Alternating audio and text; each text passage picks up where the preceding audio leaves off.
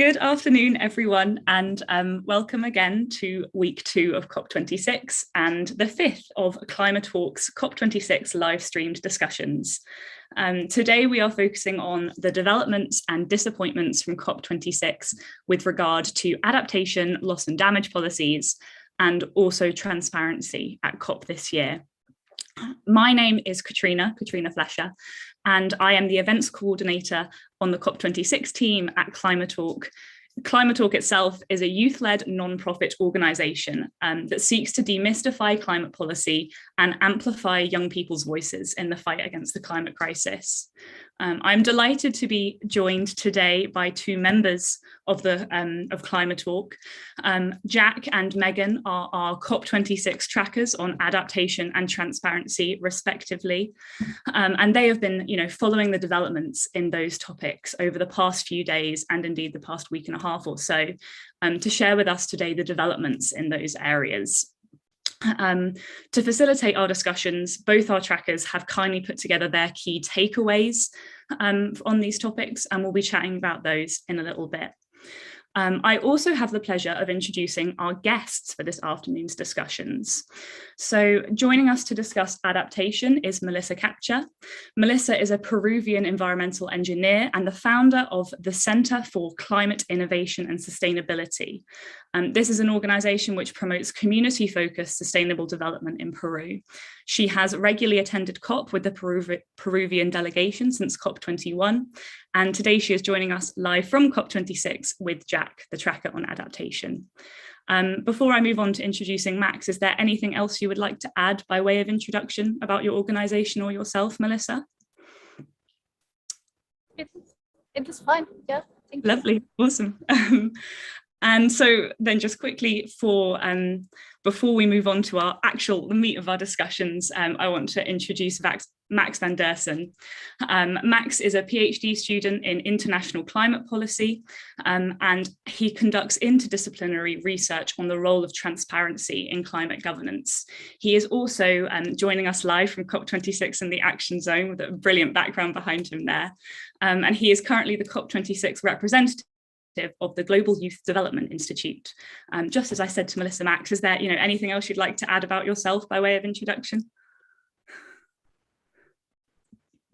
Oh, I think you're muted. You're muted just at the moment. Thank you very much for that introduction, and I think that's all for now. Wonderful. Okay. So now we have our introductions completed. We're going to begin by discussing adaptation. So Jack, I was wondering if you could sort of start us off as our tracker on adaptation with a slightly contextual point. What really are we talking about when we talk about adaptation and loss and damage? Yeah, thank you for that question. I think it's separate the two as concepts, so I'll try to do that. Adaptation specifically relates to the process of adjusting to current and inevitable future climate damage, climate impact. And so that includes things, it's designed to damage. Technological fixes like building levees or flood dams.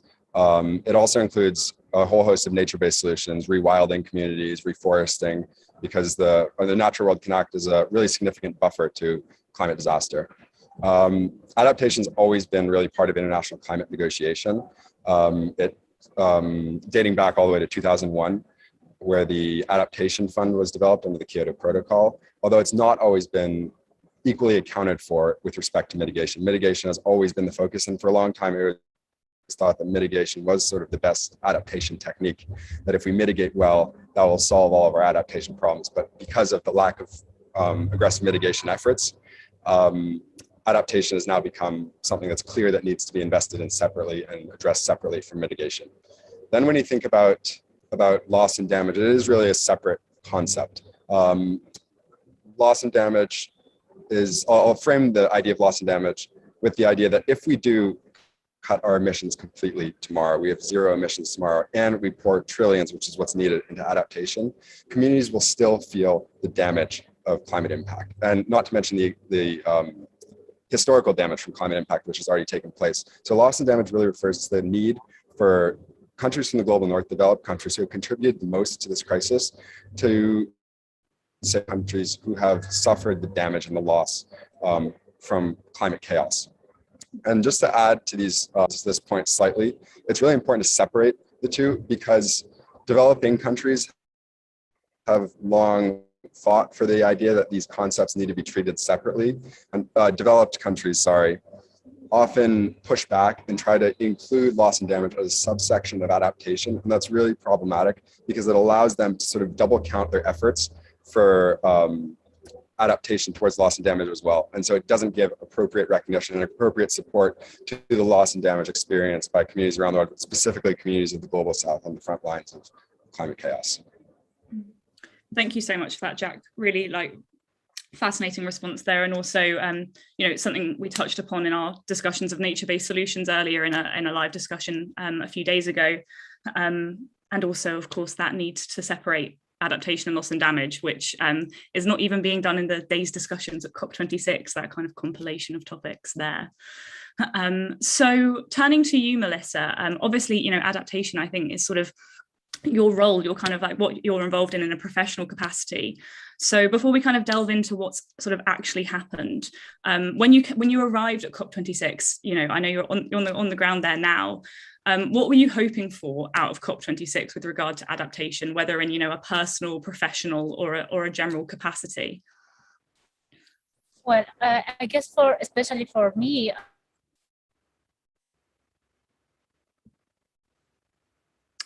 communities from the urban area, I guess adaptation is a very important topic. We really have a lot of information collected from the the grassroots. So small communities. We have also traditional techniques that we are trying to push it back in order to tackle climate change in our country. So in terms of adaptation, we have very high expectations. We are, I guess, in Peru, one of the first countries who wanted to implement or include adaptation again back in the negotiations. As Peru and the Latin American countries as a bloc, like ILAC, for example, where Costa Rica, Colombia, Peru are part. So in terms of adaptation, we think that it's important for our countries, but also from African countries, from Asian countries who are suffering the most of the negative impacts of climate change.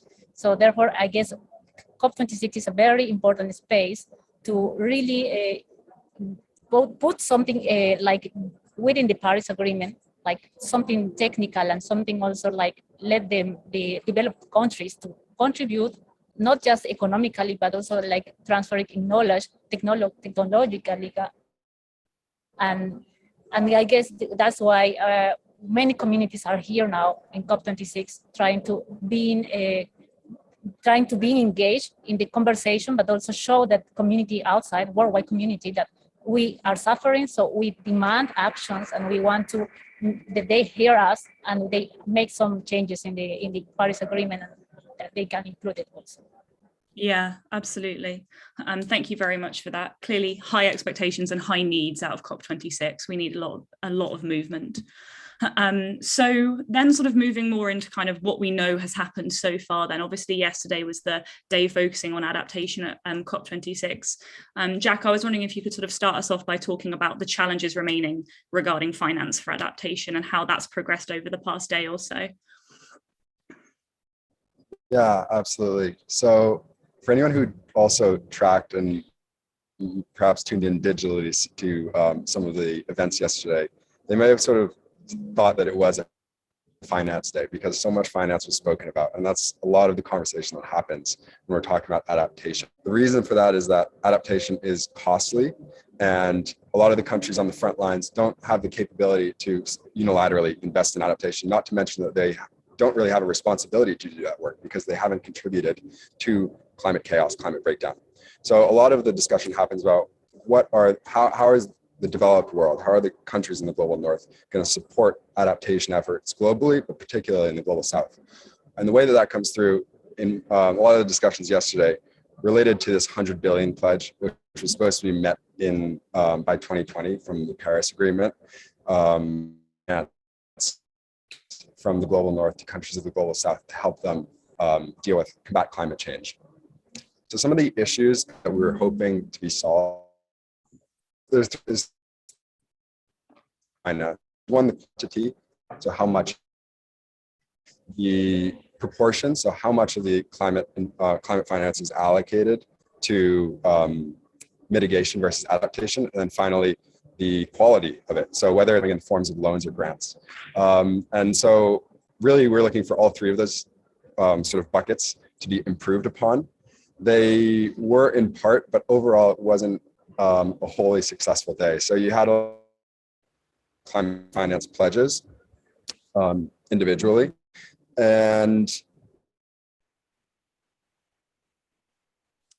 a lot of the updated pledges will deliver in the next sort of 3 to 4 years.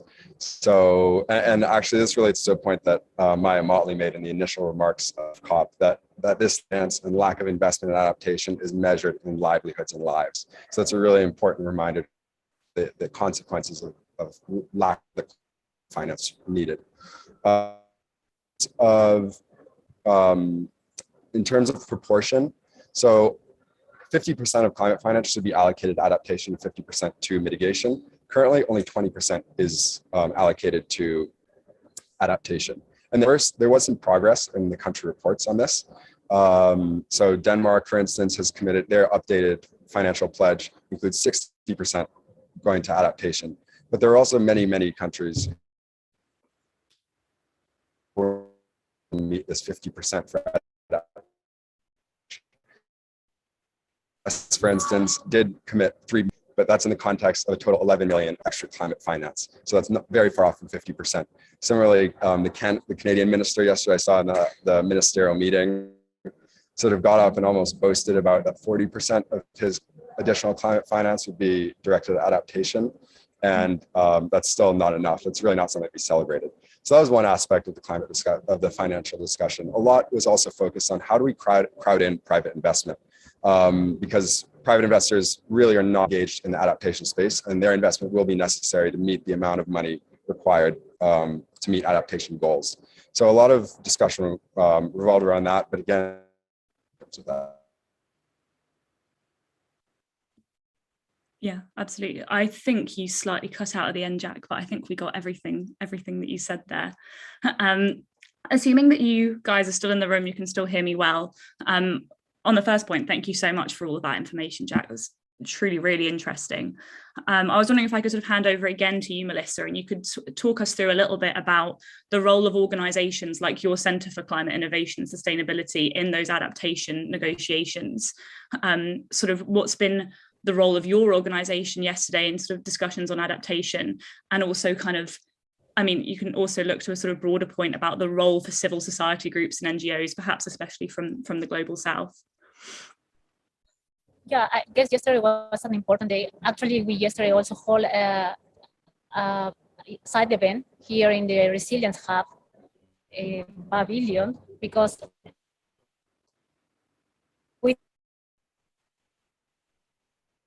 it's not just adaptation, but it's also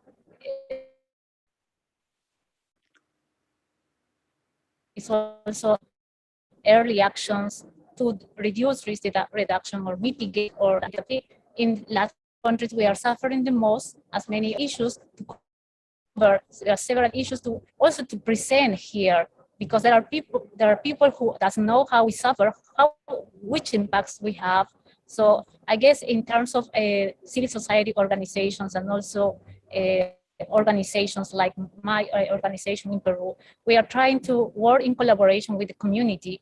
We also try to engage them, because, to be honest, also there are many issues in the middle. There are lack of education, there are lack of participation of the government in terms of covering these aspects of increase the awareness, of educate people in order to know, in order to also be able to tackle this problem from the very base. So we were talking with Jack, and I guess also the private sector has a very important, part of the responsibility here. We in Peru and many countries in Latin America, we have several companies that are coming from, that has a big investment from countries from the global north. So especially them, they need to invest on adaptation, because it's not just to help us in order to tackle this problem, but it's also to invest, because they are making profit out of our resources. So it is important to let them understand, if you are not contributing or you are not paying for these problems, like from the negative impacts of climate change, at the end you will have also losses in your economy, right? This is like correlated thing. So I guess it's also important now. It's not just with the civil society, but also with all the actors, political actors and private and the civil society. Yeah. Absolutely. It's again very interesting to hear about the role of the private sector and the accountability and need to involve them in that. Indeed, as you were saying, as Jack had mentioned as well. So again, moving slightly on to kind of a bit more about how the negotiations progressed yesterday. Jack, I was wondering if you could sort of take us through a bit about what the Santiago Network is and sort of absence of action on it yesterday. Absolutely. So the Santiago Network was a framework developed at COP25, and it was intended to sort of start actioning on loss and damage in particular. So particularly providing technical support for countries who have experienced loss and damage in terms of capacity building. However, at COP25, it was really only an idea, and there was no sort of operational program in place that was put in place. So it was the hope that COP26 here would sort of nail down how the Santiago Network would work in practice, because there is still no specific funding for it or staff who work for the Santiago Network. It's still mostly an idea. And we did not see much progress on that yesterday, unfortunately. And I think that relates to the lack of progress on loss and damage in general yesterday. It was unfortunately treated as a sub-issue of adaptation instead of its own issue in its own right. I think that relates to some of the things I'm seeing that we'll talk about later down the line in the bullet points in terms of the representation of local communities on the front line, indigenous communities, and how their voice is put to the fore at COP26. Definitely, yeah. And just before we get there, I was wondering if you could just expand a bit then, before we move on, as you say, to the discussion of communities on the front line and getting those voices heard, if you could just expand a bit, Jack, on the national adaptations plans and them also being insufficient. Yeah, so that relates a lot back to the sort of financial pledges that were made. In theory, they should be different from countries' NDCs, their national adaptation plans, but there's a lot of sort of ambiguity about how those cross over and how pledges made to your national return contribution intersects with your national adaptation plan in particular. And I think I just actually want to jump back to loss and damage, and a point that Melissa was making earlier is that when we talk about finance, when we talk about the national adaptation plans and loss and damage, a lot of it is the sort of arguments in favor of making these investments is made on an economic basis, that it will provide a return on your investment. Essentially, if we don't invest heavily now, the losses down the line will be way, way larger. And while that's an important sort of framing to give, I think that it misses out at the same time on the non-economic aspects of loss and damage, which if those were more appropriately accounted for, the action on loss and damage would inevitably have to be much greater. So we're not seeing the proper account for loss and damage in national adaptation plans and financing. And still, the conversation remains on a sort of financial or economic incentive to engage in these activities. And we really need to include the non-economic loss and damage, loss to livelihoods, cultures, mobility. There's a whole host of things that can't be measured economically. Yeah, and you've led on very neatly to actually my next question that for Melissa, which is we're talking a lot about the problems in the narrative over adaptation, the questions we aren't answering, or the lumping together of topics which need to be discussed separately and weighted differently. I was wondering if I could ask you a broad question on that in terms of what do you feel is being overlooked in adaptation strategy and negotiations at COP26? What needs to be brought more to the fore that's currently being left out? Okay, first of all, let me start with this point, like Jack was just finished. The thing is, like, for example, around the world, I guess there are just 30 countries who present a national program for adaptation. So this is a clear idea how countries are taking this topic. No, so it's like less important, and this is also related to what what they expect in these negotiations. So they don't have very big ambitions on this in this regard. So for example, just in Latin America, I guess we are like 5 countries that we have a adaptation plan. So Peru is one of them. But what is the main problem? So as also you described, these adaptation and mitigation programs, most of the money is going to mitigation programs. So even if we have an adaptation program and Chile has it or Colombia has it, it's important to have the guidelines clear and also how we are going to implement it, because there is investment on that. We need to talk about finance in terms of adaptation. So, but also we have in Peru or in many countries to acknowledge. So there is we need to treat the terms of adaptation, but also taking into account. So that's why it's a very, very important issue now in these countries. For example, in Peru, how we are going to measure adaptation, how we are going to create the index for that. So this is one important issue. Is coming from education, is going for research also, and yeah. So I guess this is an important problem, and also the term of political level. So even if we receive this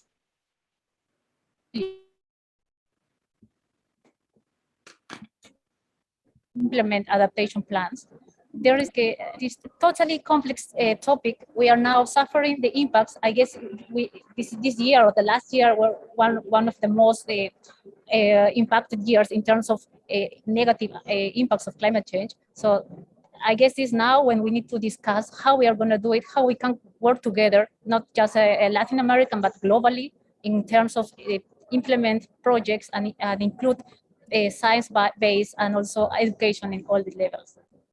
Yeah, absolutely. Thank you very much for that, Melissa. It's indeed quite stark to kind of talk about what's being overlooked in adaptation policy, and then almost to talk about the fact that indeed adaptation itself is being overlooked. That it's not being given sufficient voice throughout and not being recognised sufficiently. So thank you very much for that. Really interesting. Before we move on to transparency, because I think we're about to close up on our adaptation discussions, I wondered if we could just talk about this final point. And Jack, first, if you could just talk about why you chose to include this final bullet point, absence of recognition for local communities on the front line, as one of your key takeaways on adaptation. Yeah, absolutely. And I think this point really summarizes a lot of the discussions. It sort of interweaves with a lot of the above points that we've already made. I think that it's been clear. There were events yesterday. Let me start by saying there were events which gave the testimony of people on the front line and sort of provided that urgency, which cuts through some of the complacency here at COP. But there's a disjuncture between those voices and then top-down negotiations, which are happening in other rooms. And I think that you can see that also in terms of policy. I mean, people on the front line have been obliged, they haven't had a choice but to adapt in their own ways, in local ways. And those experiences, those knowledge bases are not well integrated with the top-down policy approaches. And like Melissa just mentioned, there's some real challenges to meeting those two in the middle. But crucial to doing that is, the first step to doing that is at least having the voices on the front lines in the negotiation rooms, really providing insight and urging these discussions forward. And I think maybe some representation of that lack of voice is that, as we've said, loss and damage has been treated as a real sub-issue. And if you listen to the voices on the front line, the indigenous communities, people who are suffering the most at the hands of climate breakdown, they're quite clear in explaining that loss and damage is an extremely important issue, which has to be treated equally to adaptation. And so I think that just in that, you can see the negative outcomes of excluding these voices. And I think that's one of the criticisms of COP in general, is its exclusivity this year for COVID reasons, but for organizational reasons as well. Yeah. I think, and definitely drawing upon that then, just to finish off our session, Melissa, what do you want to see over the next year looking to COP27 then on adaptation? What would you like them to do better? What would you like to be done in the meantime? Yeah, absolutely. What's your perspective on that, both in your professional capacity and just personally? Yeah, so as I started with this interview, I guess COP26 is a very important space now. We have the opportunity to really put clear, ambitious, and also put the guidelines, the exact guidelines, what we need to follow in terms of implement adaptation programs. So we have, I guess, I mean, we need to think about also in the past. We already have acknowledged about how to tackle the impacts of climate change. We have the ancestors, like for example, in my country, in Peru, the Incas were already suffering the impacts of climate change, but we don't have information that are like, you know, there were observations or science that we could apply to now. But I guess what we need to still continue, what we need to continue trying to push now in the agenda, now the civil society organizations as me, we need to continue pushing our pressing to our governments, like telling them, you know, we have a very big and very differentiated groups of people in Peru. We have a lot of indigenous communities, we have youth, we have all people also who are suffering the most from climate change. So that's why I guess we must continue this in that direction, to trying to put it onto the table discussions, but also try to collect this information that we have from the past, we have now, in terms of this is information we need to collect, we need to process, and that's why we can go in further with it and implement new things, new technologies, and so on. Yeah. Absolutely. Thank you so much, Melissa. A brilliant way to round off there, especially given I'm sure you'd like a lot done, and I asked you about the broadest question I possibly could to finish off. But fascinating to hear there what one thing that we need to do as our next step forward.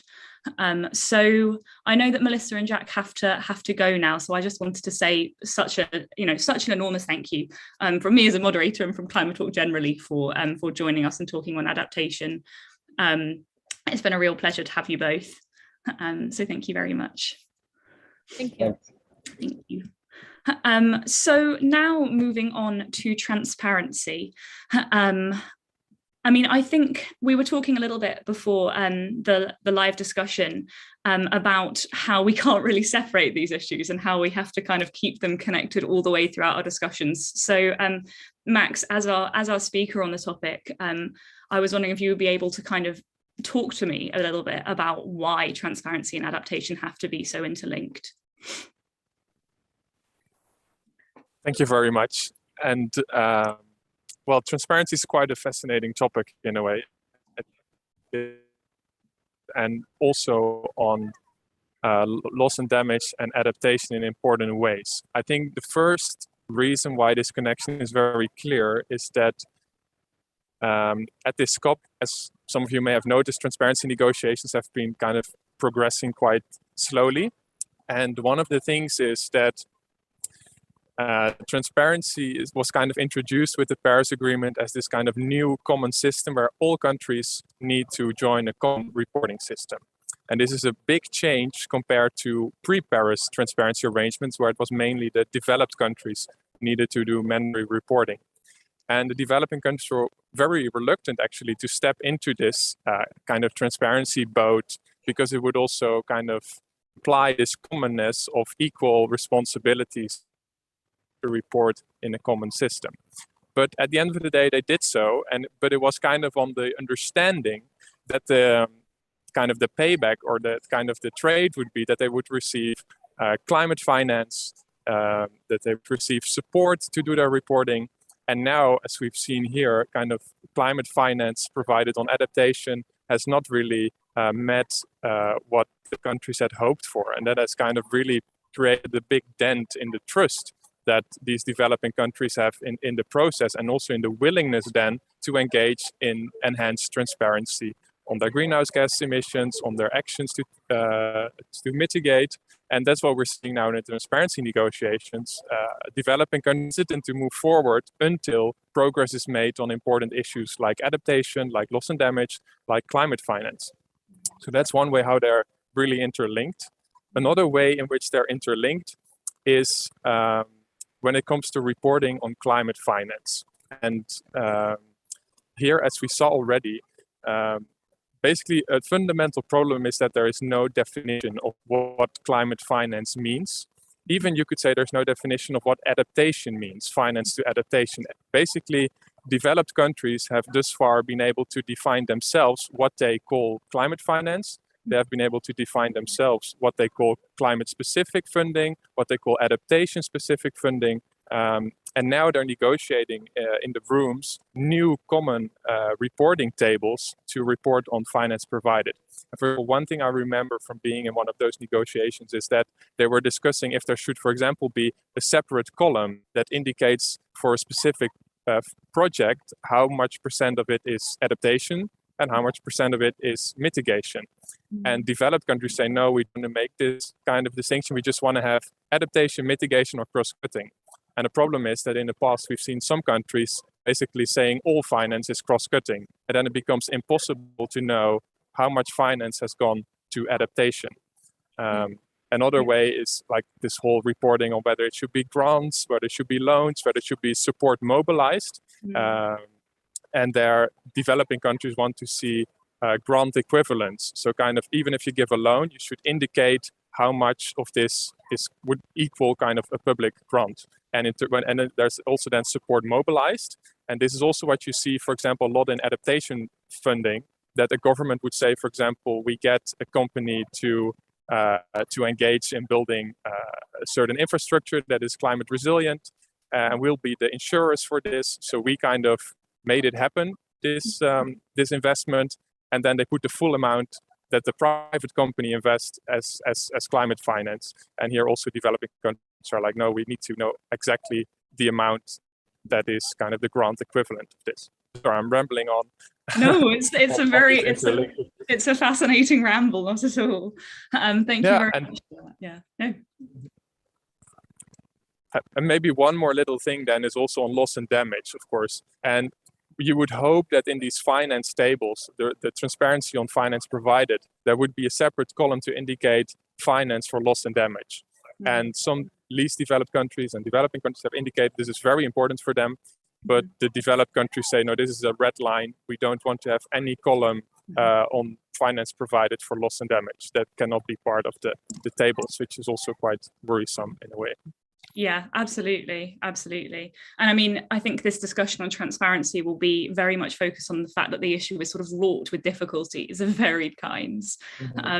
So before we kind of plunge a bit further into that, Megan, I was wondering if you could just explain a little bit more about the kind of challenges involved in transparency at COP26, the kind of issues that we have had as advocates for transparency and actually seeing that come through. Yeah, so I think to begin, it's quite important to mention that transparency has been largely avoided so far at COP26. So this is quite disappointing because at the opening plenary, it was stated that delegates and parties would be building upon the Enhanced Transparency Framework, or the ETF. And this was outlined in the Paris Agreement. It is thought that, this was key because it's important to actually achieving the climate targets. Transparency itself is really important, but there's so many unresolved issues to date that we don't yet know how countries are going to report and account for their targets in a fair and reliable way, and that there's been no real transparency dedicated day, and there's been little discussion throughout.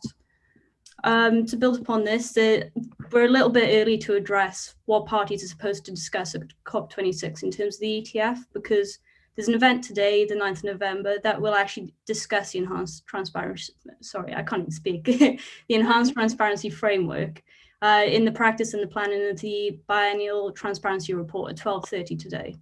But at pre-COP, there were two issues relating to the ETF that was brought up. Firstly, how parties will track progress in achieving and implementing NDCs, and how climate reporting should aim to share ideas and constructive solutions with developing nations to help to reach an agreement at COP26. So we can be hopeful that these are actually going to be achieved during the remainder of COP26, because so far they've not been mentioned at all. One key issue that does need to be mentioned is that there have been several reports of Indigenous and non-white groups that have been profiled and removed from the event or prevented from attending negotiations. So it's been highlighted that on top of this, that delegates from developing nations weren't actually granted visas to the UK. So they haven't actually been able to attend COP.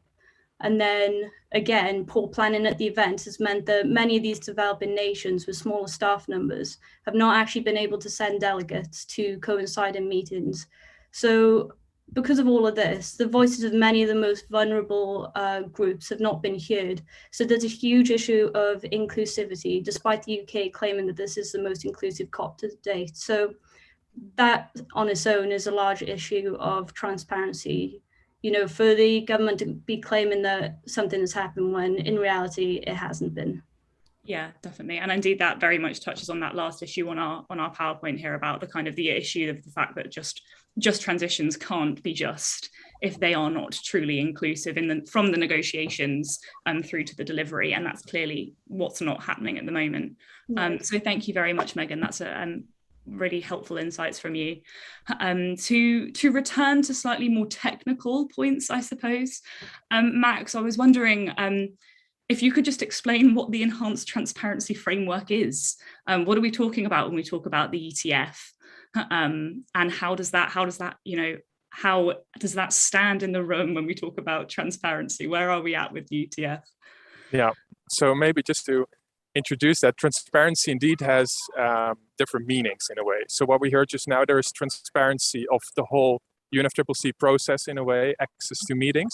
But a very different thing is transparency in the technical lingo of the UNFCCC, which basically means reporting and review on kind of national emissions and things like that. But to explain the Enhanced Transparency Framework, it's a mouthful. This is basically a reporting and review system, a very complex system that requires all countries that are parties to the Paris Agreement to submit every 2 years a very complex report that includes information on the country's greenhouse gas emissions, on their progress in implementing mitigation targets. It may include, if they want to, progress on adaptation. Views kind of interpretations diverge on whether loss and damage can be reported in such a report. It includes finance, so finance provided, finance received, and finance needed. And you would hope that those three would align at some point, but that's not yet the case. And so basically countries are required to submit these reports every 2 years. And that's then one side of the thing. And part of these reports are just tables, Excel sheets, basically. So here they're negotiating column by column, row by row, what these Excel sheets should look like. Should they include bunker fuels for aviation and international shipping, or should that row be deleted or not? Those kind of discussions are going on here. So they report in tables, very, very technical, but there's also a part where they can report in a more narrative style in terms of kind of what's going on and implementing new policies. But it's really these tables that are under the loop here, because that is kind of where you can also kind of compare the different reports. Yeah. And then a second part of the whole transparency system is the review. And that's something that's often overlooked, I guess. So submitting the information is one thing, but if it does not get properly reviewed, then there is still perhaps very limited accountability. And up till now, nobody has really kind of dared to burn their fingers on this topic, because that's also a thing to know. The Enhanced Transparency Framework will only become operational from 2024 onwards. So by the end of 2024, all countries should have submitted their first report. So it's still some time into the future before we will really know what this all will look like. But the question is then the review. So countries submit their report. And what now kind of the outline is that then a technical team will check these reports. And basically they only check if all cells have been kind of, if it's complete, but they do not check if countries have done a fair share or if they met their targets, no political judgment, so to say. And then next to that, there's kind of a multilateral setting where countries can question each other based on the report and the technical assessment. And you hope that countries then are going to ask political questions like, well, it doesn't seem like you really met your targets. How come? Or we think you should have done more. But this whole session is framed in very facilitative language up to now, saying that it should be very facilitative, more focused on getting better and better reports rather than getting better and better climate action. So that's also something I'm very interested in how this review will kind of take. Yeah, absolutely. Thank you for that, Max. I mean, a true insight into the real technicalities of the transparency process. I mean, I don't like Excel at the best of times, but that sounds like a real analytical mission and challenge unto itself. Yeah, maybe also building onto that is one of the reflections me and a colleague had, is that it also is a limit to inclusivity. I mean, when you're in transparency rooms, it's not a very inviting space. Just take a look, especially as a youth advocate, or if you're new to these sessions. It really is a handful of people who really know the details about all these tables and do the negotiations. But you really need a lot of, and even for me, it's hard to follow this, while the choices that are being made are very significant. They really decide on what the reports will look like, how countries can present their emissions. And of course, they try everything to make them look least, to make action look the most, to make finance look like everything is being provided. But in practice, so these are very political decisions that are being made, while these are framed as technical sessions. Yeah, definitely. It's interesting as well, the sheer paradox of the fact that we are talking about transparency, and yet this issue of the live sessions that ClimaTalk has done so far, it's really stood out to me in terms of this sort of it being so opaque and in being able to access the information and understanding the language and the sheer accessibility of it. It really does come through in what you're saying, which is quite the opposite of what one would imagine for a transparency at COP26. I mean, Max touched briefly there on the kind of political nature of these decisions, even though we frame them as technical. Megan, I wanted to ask you a bit about the politics of these decisions and a bit about how, I mean, we've talked a lot about the kind of fine-tuning and technical nature of transparency. But in terms of the broader picture, what stops countries being transparent and what stops them achieving the goals that they commit to at COP26? What are those often political, I think, barriers to achieving the ostensibly quite big and impressive goals that some politicians are trying to make at COP26?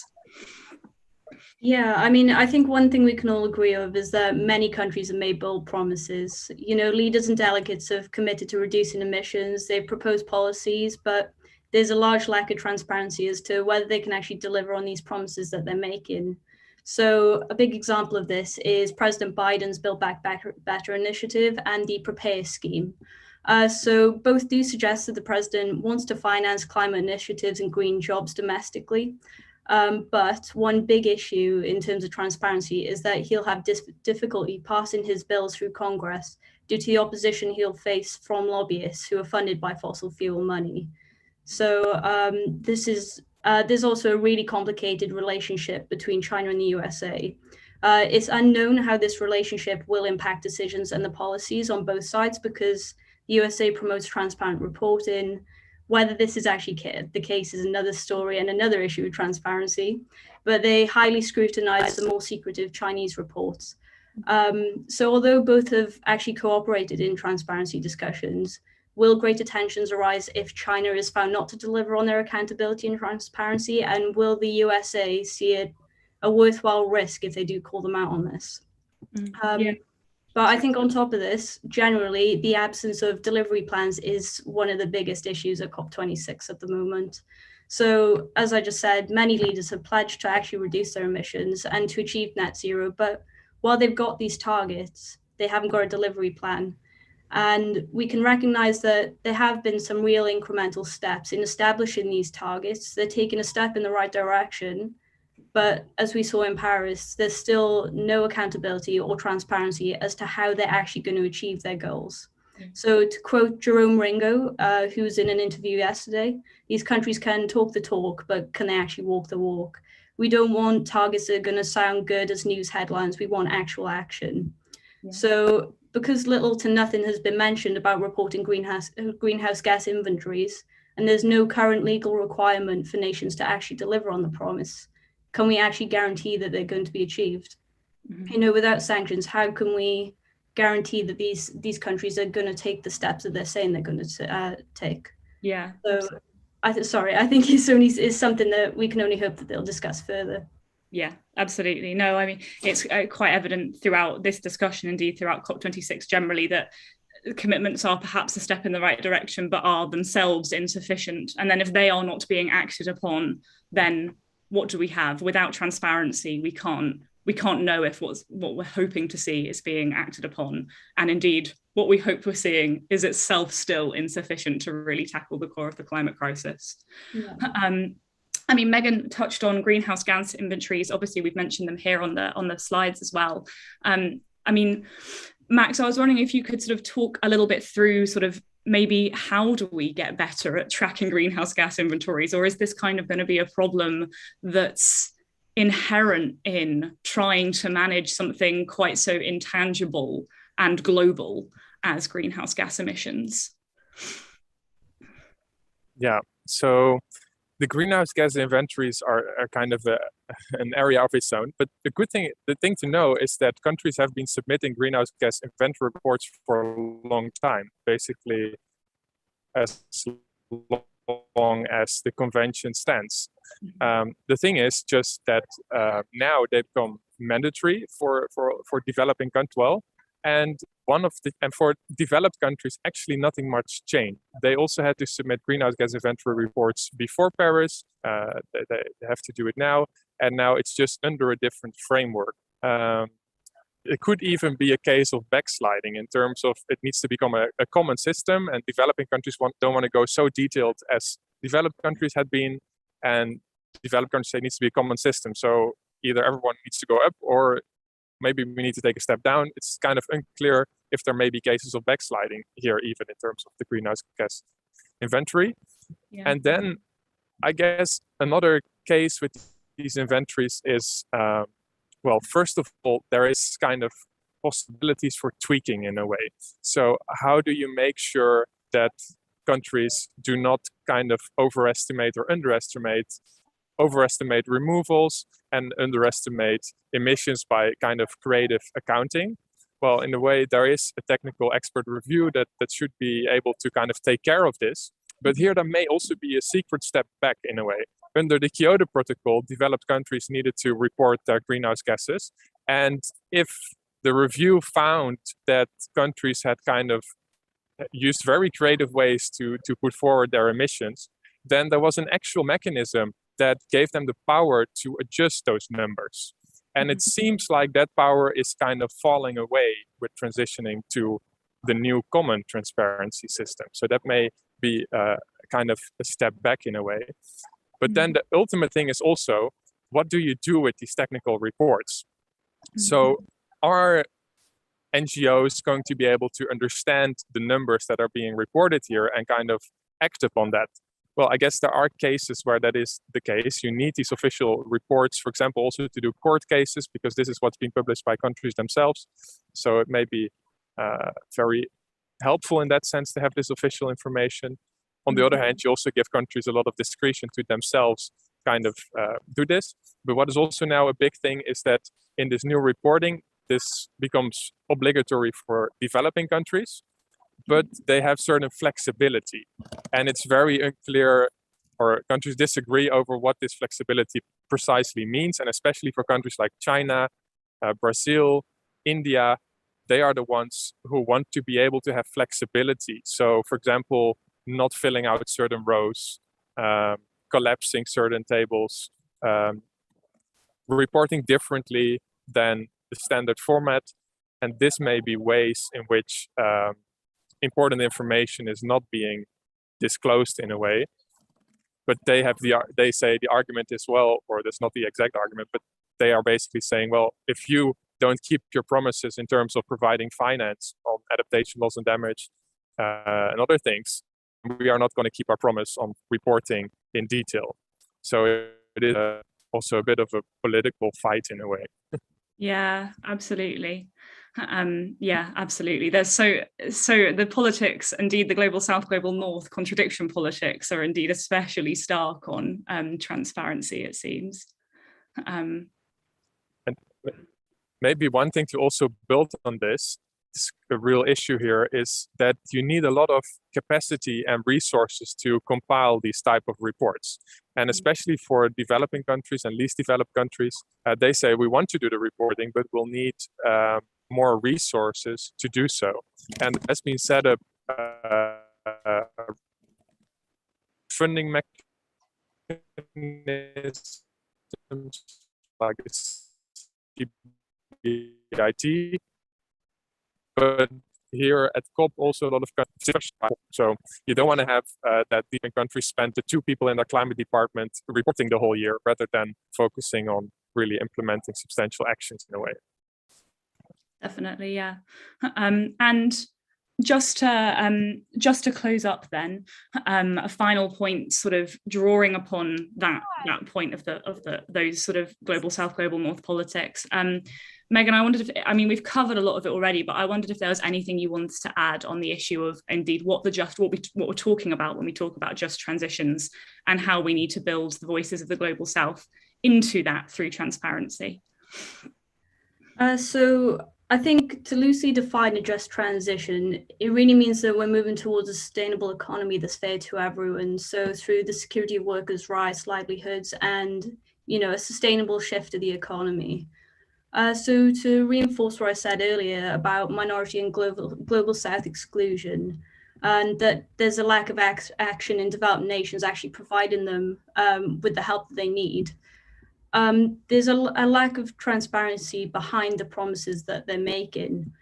So again, to quote Caroline Lucas, who mentioned in an interview essay, the global south has done the least to cause climate change, but they're the first to feel the impacts.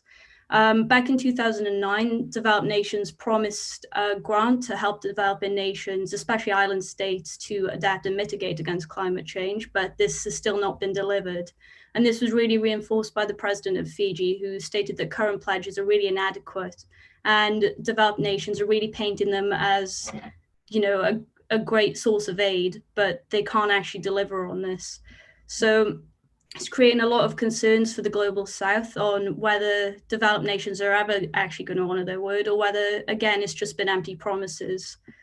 I think there's been a large issue at COP itself, that there's been many excluded groups and, due to unprecedented restrictions on minorities, so they've not actually been able to observe negotiations or gain access to events. But these events and their voices in those events could actually shape the outcome for millions. So to quote Tasneem Essop, sorry, I messed up that name, if participation and inclusion are a measure of legitimacy at COP26, we're on very shaky ground because transparency really has not been a strong point at this conference to date. So we can only hope that things are actually going to improve in the remainder of the events. Yeah, absolutely. Thank you very much for that, Megan.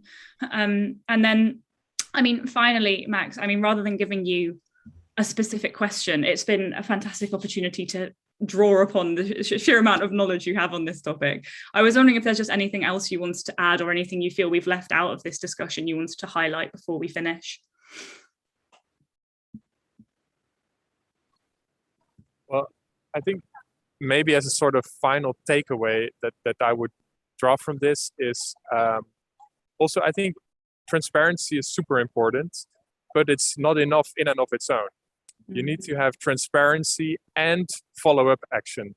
So I think we should also make sure we don't fall into the transparency trap where you have only a disclosure of information, but not a clear review and a political judgment on how then to take action that kind of reacts to the numbers you're seeing.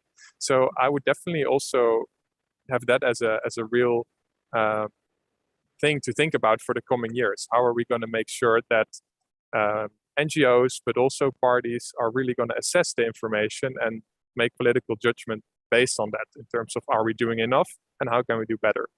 Yeah, definitely. The fact that transparency has to facilitate doing better. You can't have transparency alone. I think that's an excellent way to close up on today. So that leaves me just to say thank you to you both so much for joining me. You know, it's been a wonderful opportunity to hear about the amazing insights you have on this, you know, incredibly complex topic, perhaps more so than it should be. So thank you also again, of course, to Jack and Melissa, who have now headed off, for, I think, overall a hugely enriching discussion on adaptation and transparency, and indeed the relationship between those two things. So thank you very much, Max, and thank you very much, Megan, for joining me today. And thank you everyone watching for attending our live stream. We are indeed continuing with these till the end of COP26. They are every day at midday, usually for about 40 minutes, but we've run for a long time today because we had a lot to get through. And really, we're just updating you on how COP26 is going, for anyone interested in climate policy who wants a bit of insight into the developments and disappointments of the past week and a half. So please do join us for the remainder of our live sessions.